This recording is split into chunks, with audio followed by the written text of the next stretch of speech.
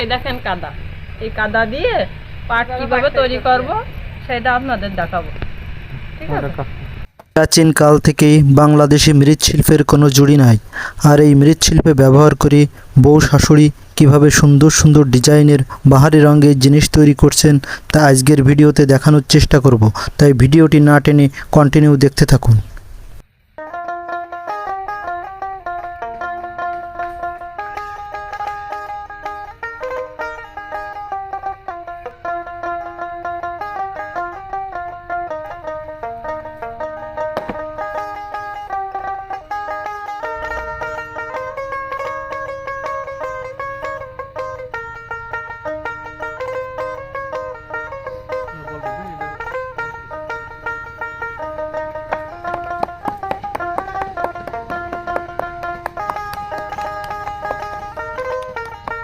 রুটি তৈরি হয়ে গেছে, এখন ওই ডাইসের ভিতরে দেবো, দিয়ে পাট তৈরি হবে।